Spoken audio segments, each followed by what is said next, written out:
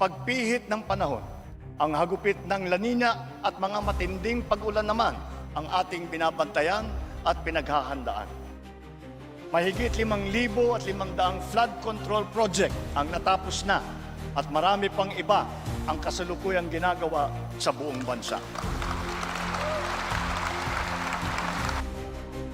Metro Manila was placed under a state of calamity due to the onslaught of Typhoon Karina in the southwest monsoon or Habagat.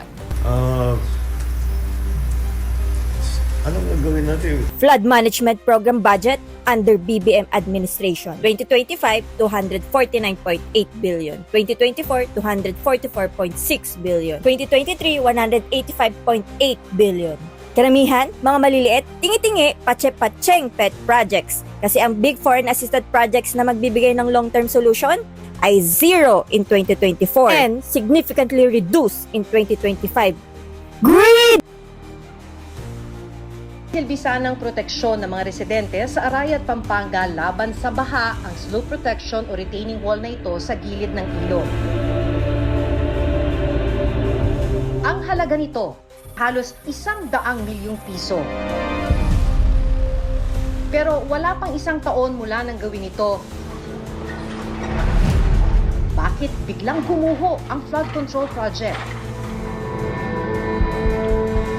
To find out, no? Kasi ang hirap po, no, Mr. Chairman, napakahirap talaga natanggapin eh.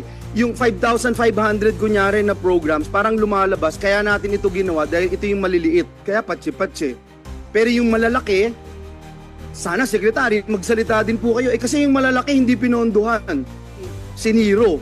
Yun ang sabihin nyo sa buong kongreso. Kaya maliliit yung ginagawa namin. Kaya sa totoo lang, wala ho talagang impact. Yun ho yung lumalabas, Mr. Chairman. Thank you, Mr. Chairman. Noong August 9, 2024, naglabas ng payag ang ating Vice Presidente Sara Duterte sa kabila ng anyay hindi pagpondo ng Master Plan and Feasibility Study for Flood Control and Drainage para sa Davao City. Ang laki na talaga ng tubig. Maraming nagsasabi, nababasa ko sa dyaryo, naririnig ko sa radyo, television, nasa na mga flood control. Nandyan ang mga flood control na overwhelm lang.